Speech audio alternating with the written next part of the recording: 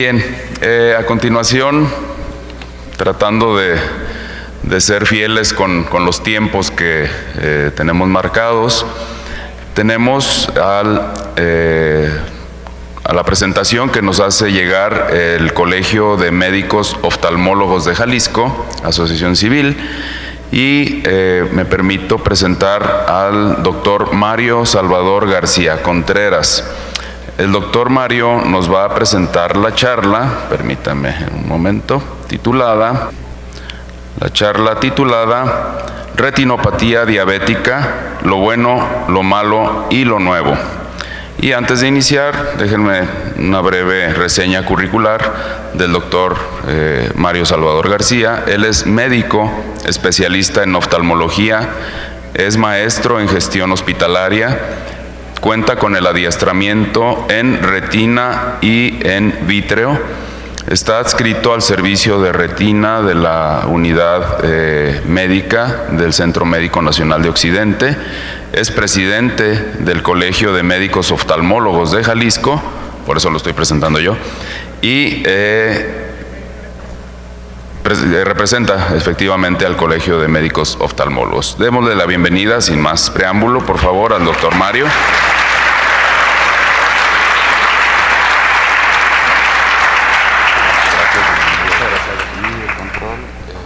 Bien, buenos días a todos.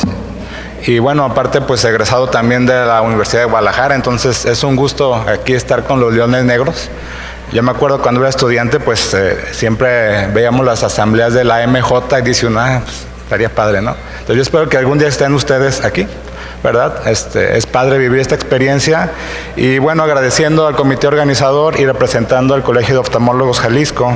Para mí es un gusto madrugar en día sábado. No, no es cierto, sí madrugo. Y bueno, mi conflicto de interés. Quisiera comenzar a dar un paso atrás, aunque hemos hablado ya bastante acerca de la diabetes, quisiera mencionar o dar la importancia que tiene la obesidad como una puerta de entrada para el desarrollo de la diabetes, ¿no? Creo que, bueno, lo hemos dicho ya desde ayer, pero hemos normalizado. Hay las gráficas en las que, a pesar de que durante décadas hemos visto cómo se ha comportado la obesidad, todos tenemos un gordito conocido, pero creo que no es normal. Y bueno, la crítica hacia nosotros mismos como médicos es, pues sí, aunque tenemos herencia familiar y todos somos gorditos, también nuestra epigenética juega un papel importante. Entonces, el cómo desarrollemos estos antecedentes que tenemos, pues es algo importante, ¿no? Entonces, idealmente los médicos debemos de tener esa calidad moral, por así decirlo, de representar un faro para el paciente, para la sociedad, y nosotros educar con el ejemplo, ¿no? Entonces, creo que es algo que nos tenemos que llevar también, el cuidarnos nuestra salud, el cuidarnos en todo lo que hacemos, porque al fin de cuentas nos están viendo y estamos arrastrando. Bien, entonces ya comenzando con esto, pues también lo hemos visto, la diabetes mellitus es de las primeras causas de muerte. Tristemente no es como lo dicen los pacientes, no es como me muero y ya, ojalá así fuera, ¿no? Ahora sí que los que se mueren ya no están sufriendo, pero bueno, tristemente para una persona con diabetes mellitus descontrolada, la muerte viene en partes. ¿Sí?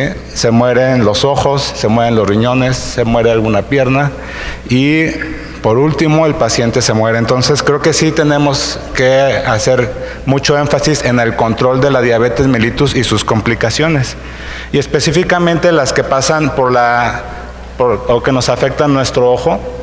Entonces tenemos una variedad de complicaciones que pueden afectar nuestro sistema visual. Hay unas desde no tan complicadas como el ojo seco, hay unas que son completamente reversibles y con buen resultado de tratamiento como la catarata, hay unas que son temporales como una parálisis motora ocular, pero las principales y que nos afectan y que nos dejan a nuestros pacientes sin ver son la retinopatía diabética con sus manifestaciones como hemorragia vítrea, desprendimientos de retina traccionales, edemas maculares diabéticos o neuropatía óptica isquémica. ¿Por qué es importante esto? Bueno, pues simplemente, como les decía, el paciente diabético descontrolado no se muere aparte, no se muere de un jalón, se muere a partes. Entonces, aparte de morirse algún componente anatómico, el costo estimado para un paciente diabético anual es de aproximadamente 64,000 pesos, ¿no?, al año. Entonces, eso nos deja con un gasto directo, es un impacto muy importante para la atención de estos pacientes. Prácticamente en México hay muchos pacientes que no van a tener acceso a tratamiento porque no tienen este beneficio de tener dinero, ¿no? Y hay veces que aunque tengamos los recursos, el beneficio también es limitado. Entonces, este es el gasto directo. Pero el gasto indirecto, que implica que muchas veces algún cuidador de la familia deje de trabajar, también es muy importante. Entonces, hay un gasto indirecto que nadie lo dice. Muchas veces la persona que tiene retinopatía diabética y que pierde la visión es el sustento de la familia, ¿no? Y muchas veces también ya sacan a algún hijo o alguien de estudiar o de trabajar para estar cuidándolo. Entonces, es un gasto completamente que se puede prevenir, una complicación que se puede prevenir y que es importante detectarla en estadios iniciales. Como ustedes saben, y los que les gustan todas estas bases moleculares, bueno, sabemos que el estímulo constante de la hiperglucemia, el estrés oxidativo, pues todo esto nos va favoreciendo la aparición de sustancias, sobre todo que llamamos proangiogénicas, como es el factor de crecimiento endotelial vascular, que es la molécula que está principalmente implicada en el desarrollo de la retinopatía diabética y sus complicaciones, y es también la principal molécula por la cual se está tratando a los pacientes con retinopatía diabética y edema macular. Entonces, hay otras moléculas implicadas, ¿sí?, como la eritropoyetina o el receptor de eritropoyetina 2, y bueno, todo este tipo de moléculas pues nos va afectando los pericitos y las células endoteliales de las paredes de los vasos retinianos, y nos va a dar una serie de manifestaciones clínicas, que es aumento de la exudación y fuga de líquido, y lo vemos clínicamente así. Esta es una imagen característica de un paciente con retinopatía diabética. Y bueno, esto va a desencadenar en un cuadro más avanzado de hipoxia, isquemia retiniana, y es un círculo vicioso. Entonces, para comprender un poco lo que vemos nosotros los oftalmólogos cuando exploramos un paciente con retinopatía diabética, es importante comprender la parte normal. Creo que más de algunos de ustedes ya han visto esto. Esta es una fotografía clínica de un fondo de ojo normal, en la cual vemos características anatómicas muy importantes, que es nervio óptico, el patrón vascular, y esta parte de aquí, que es el área macular, que es un poquito más oscura. Lo que no es normal es cuando vemos manchitas de este tipo, ¿no? Las manchitas blancas corresponden generalmente a lesiones que se llaman exudados duros, que nos hablan de esa pérdida en la barrera hematorretiniana en la cual empieza a fugar. Y las lesiones rojas pueden ser microaneurismas o pueden ser hemorragias retinianas, que si se encuentran dentro de la parte central de la mácula, se asocian con esta otra patología que se llama edema macular. Esta es la parte no proliferativa de la retinopatía diabética. Si el estímulo de la hiperglucemia sigue constante, vamos a ver estas lesiones como en penacho en el nervio óptico, que se llaman neovasos, y que se pueden asociar con complicaciones mucho más graves como hemorragias vítreas o desprendimientos de retina traccionales.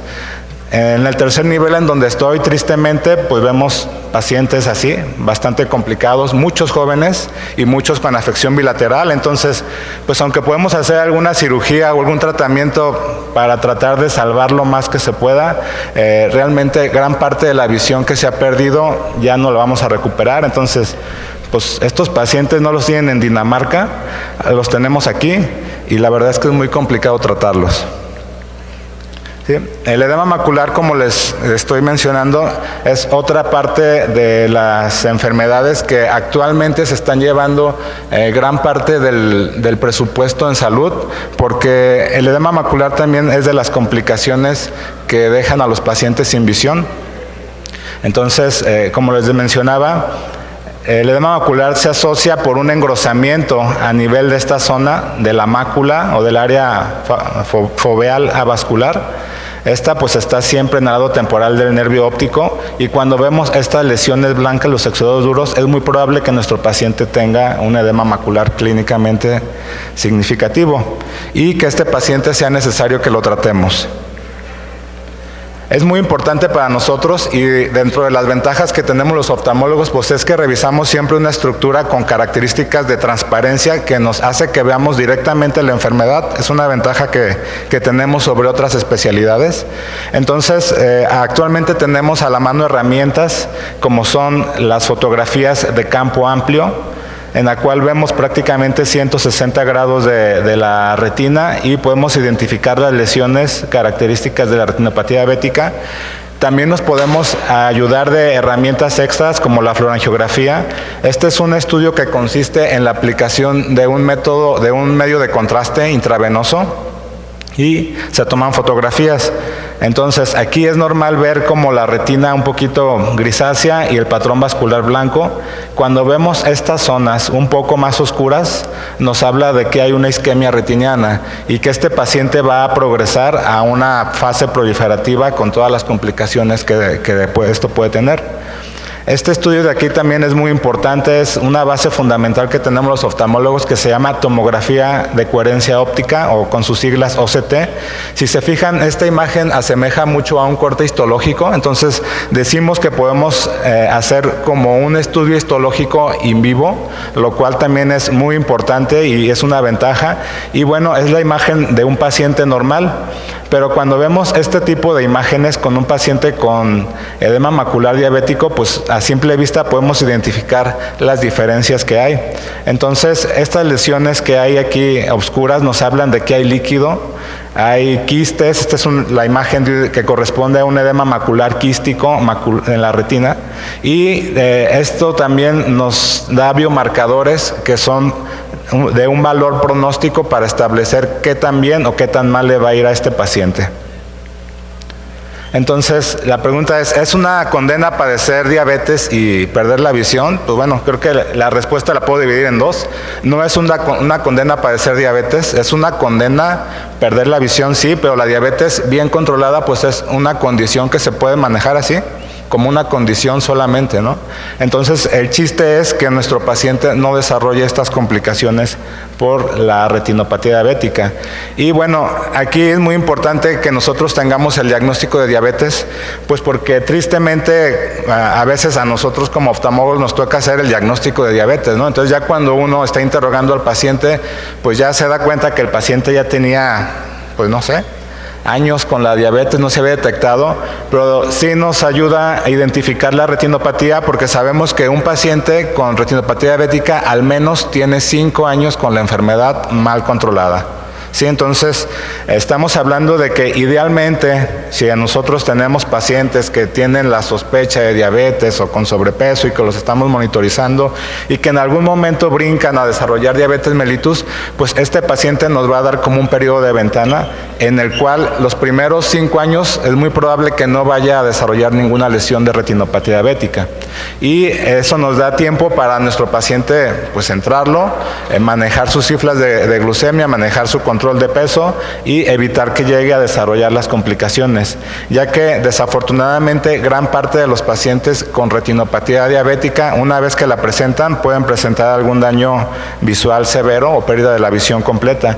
Entonces, sobre todo los pacientes con diabetes tipo 1, prácticamente después de 20 años de evolución con el diagnóstico de diabetes pueden presentar ya datos de retinopatía diabética y muchos ya casos severos también. Pues los pacientes con diabetes tipo 1, recordemos que son pacientes que a veces el diagnóstico se hace joven, entonces un paciente que tiene alrededor de 8, 10 años de edad cuando les hacen diagnóstico, pues a los 30 años de edad es un paciente que puede quedar invidente, o sea, ya es un paciente con muchas complicaciones, son enfermedades muy agresivas y el tratamiento también tiene que ser muy agresivo, ¿no? Y bueno, todo esto tiene que ver con los factores de riesgo. Entonces, lo ideal es que nuestro paciente esté manejando cifras por debajo de 150 hacia abajo de glucemia, controlar todos los factores que influyen para la progresión de la enfermedad, como la hipertensión arterial, hiperlipidemias, tabaquismo, enfermedades renales y bueno, la evolución es otra parte importante. Y bueno, los pacientes con diabetes mellitus tipo 2, que generalmente son personas ya más grandes que desarrollan una enfermedad más tranquila, estas personas también desarrollan retinopatías diabéticas más digamos, menos agresivas, y nos da más tiempo de poderlas tratar. Entonces, ¿cuál es el papel del oftalmólogo ante un paciente con retinopatía diabética? Bueno, esto depende de la evolución. Sí, entonces, si nuestro paciente tiene, o lo detectamos y no tiene datos de retinopatía diabética y está controlado, a este paciente le podemos hacer una exploración de fondo de ojo 2 años después. Si nuestro paciente tiene una retinopatía que va comenzando en sus manifestaciones no proliferativas, ya sea leve o moderada, y si está controlado, este paciente lo podemos ver cada año. Si nuestro paciente ya tiene retinopatías más avanzadas, severas o proliferativas, este paciente ya requiere un tratamiento inmediato, que el tratamiento inmediato es aplicar un tratamiento de fotocoagulación con láser. Es muy importante que nosotros detectemos a nuestros pacientes incluso en estas fases proliferativas, ya que el 60% de estos pacientes tienen riesgo de pérdida de visión a 5 años. Entonces, aunque lleguen en esta etapa avanzada, no es un paciente que ya no se le puede hacer nada, siempre se le puede ofrecer algo. Hay muchas veces que el paciente no va a recuperar una visión para trabajar, pero sí va a recuperar una visión para hacer sus actividades cotidianas, que es manejarse solo en su casa, comer, posiblemente hacerse de comer, bañarse solo, y eso para muchos pacientes ya es una ventaja, ¿sí? Y aparte, como ya lo han mencionado, pues el oftalmólogo no está solo, sí está hasta el centro de todo, pero no está solo, y lo ideal es de que siempre lo refiramos a tener un control multidisciplinario. Es muy importante el control con el nutriólogo, con el podólogo, el odontólogo, el internista, y en mi caso yo a todos los pacientes los mando con el psicólogo también. Considero que la retinopatía diabética, y ya los pacientes cuando llegan con alguna pérdida de visión, también hay que manejarles esa pérdida. Muchos pacientes no son capaces de soportarlo, y creo que además de algunos hemos escuchado el yo preferiría morirme antes de perder la visión. Pues la verdad es que ni se mueren ni pierden la visión, pero sí hay que manejarlos con el psicólogo para que tengan una calidad de vida diferente, ¿sí? Y a ustedes como médicos en formación, ¿qué les tocaría hacer? Bueno, pues es muy importante seguir con lo mismo. Perdón, ya me fui. El control de la nutrición y todo lo que hemos dicho, y hacer una fondoscopía. Esto es muy importante. Sé que para muchos de ustedes les da miedo hacer una exploración de fondo de ojo o hacer una exploración de fondoscopía. Realmente es un procedimiento bastante sencillo y se necesitan 2 herramientas muy importantes. Estas gotas que se llaman TP, creo que todos las conocemos, que se hace una cicloplegia temporal y una exploración con este artefacto que todos tenemos en nuestro estuche de diagnóstico, que es un oftalmoscopio directo. Entonces, le podemos poner a nuestro paciente una gotita en cada ojo, esperar alrededor de unos 20 minutos y asomarnos para ver el fondo de ojo. Como ya vimos las imágenes normales, pues vamos a encontrar primero el nervio óptico, vamos a encontrar las arcadas, la retina es toda naranja, y si vemos cualquier mancha amarillenta o rojiza en el centro o en la periferia de la retina, pues es una indicación para mandar a ese paciente con el oftalmólogo. Es también importante cuando sospechar esto. Entonces, también hemos escuchado que muchos pacientes van, les hacen lentes y dicen, no, pues no mejoré. O son pacientes que de repente refieren que presentan manchitas, mosquitas, arañitas, le encuentran todo tipo de figuras, a esas llamadas miodesopsias. Ese paciente puede tener ya alguna hemorragia en algún grado, y ese paciente hay que referirlo para revisarlo. También hay pacientes que pueden tener alguna distorsión y no ven las letras, no ven los colores, las líneas las ven chuecas, o no ven la cara de las personas. Son los que saludan de lejos y dicen, pues yo lo saludaba pero no sabía quién era. Entonces ese paciente hay que mandarlo con el oftalmólogo porque posiblemente ya tenga complicaciones de retinopatía diabética. El tratamiento actual pues también varía de acuerdo a cómo lo encontremos. Entonces, los pacientes normales, solamente seguimiento. Los pacientes con edema macular hay que aplicar un tratamiento que se llama antiangiogénicos intravitreos. A lo mejor ya más de alguno de ustedes ha escuchado de personas que les están inyectando los ojos, lo cual suena como que algo aterrador. No, realmente sí se usa, es un tratamiento que se está usando actualmente. Y los pacientes que requieren ya algún tratamiento de láser, pues se aplica. Todos estos puntitos blancos que ven son huellas de láser. El láser tiene la finalidad de que nos va a ablacionar retina isquémica, nos va a redistribuir un flujo sanguíneo a nivel de la mácula y nos va a ayudar a mejorar la oxigenación retiniana. Entonces, los pacientes que ya tienen estas lesiones como neovasos, pues hay que aplicar el tratamiento de láser. También quisiera que se quedaran con que el láser no es malo, como mucha gente lo sataniza. Claro, como muchos tratamientos que hacemos en medicina, tiene efectos secundarios, disminución en la sensibilidad al contraste, disminución transitoria en la visión, disminución transitoria en la acomodación, pero a largo plazo, este paciente que le aplicamos láser va a conservar visión. El paciente que no le aplicamos láser se va a quedar sin ver. Y los pacientes que ya tienen desprendimientos de retina o hemorragias, pues el tratamiento es hacerles una cirugía que se llama vitrectomía, con la cual nos vamos a eliminar el sangrado y las tracciones que hay. Todas estas zonas blancas que están aquí son fibrosis que no tienen que estar, y lo que hace con la cirugía pues es eliminar esa tracción. Como les decía, el tratamiento actual para el edema macular es aplicaciones de antiangiogénicos intravítreos. El tratamiento que se usa son inyecciones mensuales durante N cantidad de tiempo. Tampoco hay un término para el tratamiento para edema macular diabético, entonces son tratamientos largos que se tienen que usar. Inicialmente, alrededor de un paciente del primer año se lleva alrededor de 8 o 10 inyecciones, y después de ahí lo ideal es ir aplazando más esas inyecciones. La finalidad del antiangiogénico pues es disminuir el factor de crecimiento endotelial vascular intravítreo, disminuir el edema macular, y puede ayudar a que la progresión de la retinopatía sea más lenta. Igual la vitrectomía pues nos quita el sangrado, nos ayuda a poner un tratamiento completo de rayo láser para evitar que la enfermedad siga progresando, y nos mejora la oxigenación de la retina. ¿Sí? Actualmente tenemos ya varias terapias en México. Tenemos sobre todo estas en verde, que es el aflibercept, el ranibizumab y el faricimab. Todas, su mecanismo de acción son moléculas bastante novedosas que la finalidad pues es, todas afectan a nivel de los receptores del factor de crecimiento endotelial vascular en las células plasmáticas, y nos disminuyen la proliferación vascular, nos aumenta la oxigenación y nos mejora el edema macular también. Entonces, esta es una gráfica de un famoso protocolo T, en el cual se ve que los pacientes que se les aplican estas inyecciones mejoran en alrededor de 15 o 13 letras de visión, o sea, eso corresponde a 2 líneas del cartel de Snell, la cual es bastante bueno, y si el tratamiento se sigue utilizando, pues el paciente puede seguir conservando visión. Si el tratamiento se elimina en alguna fase de la enfermedad, el tratamiento, o mejor dicho, la enfermedad y el edema pueden aumentar otra vez. Entonces, es importante para nuestros pacientes guardar un seguimiento muy estricto. Hay que hacerles un seguimiento que implica desde la agudeza visual, todas las veces que los veamos.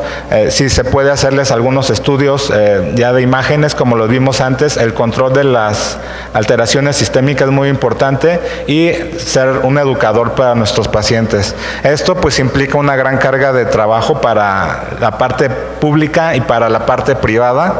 Y en la parte pública pues muchos pacientes tienen ahora sí que su espera para citas bastante largas. Entonces actualmente pues ya hay herramientas bastante novedosas, que es el uso de telemedicina con imágenes.